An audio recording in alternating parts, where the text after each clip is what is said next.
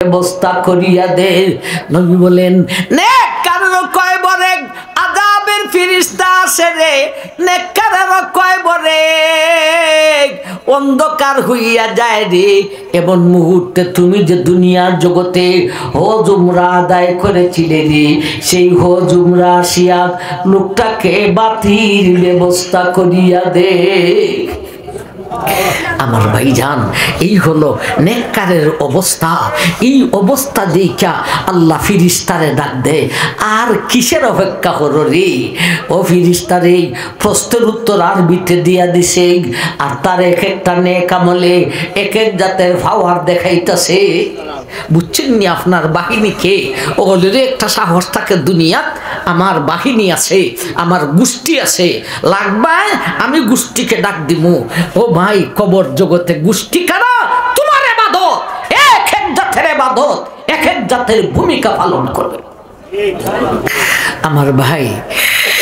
এরপরে আল্লাহ ডাক দে ফিরিস্তারে বলবেন, ফাআফরিসুহু মিনাল জান্নাতি ওয়া আলবিসুহু মিনাল জান্নাতি ওয়াফতাহু লাহু আবওয়াবান ইলাল জান্নাতি।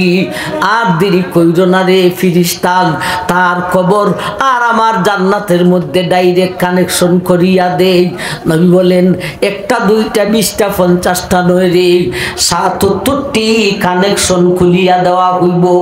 77টি কানেকশন দিয়া আল্লাহর জান্নাতি আর কন্ডিশনি বাতাস তার গায়ে লাগা শুরু হইব। আমার ভাই, অনেকক্ষণ কথা বলছি। বদকার হইলে একটা শাস্তি বইলা দেই, 99টা সরফ হবে, সাফ হবে 99টা। কেমন সাফ?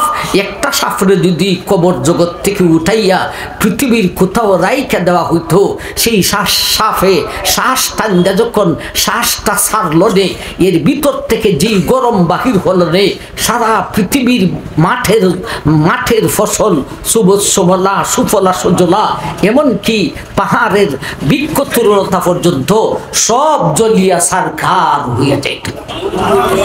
এই জাতীয় একটা সাপ না 99টা সাপ? 99টা সাপে আইসা কামড় দিব, 40 দিন পর্যন্ত বেদনা থাকবো, এরপরে আবার ইয়া কামড় দিব।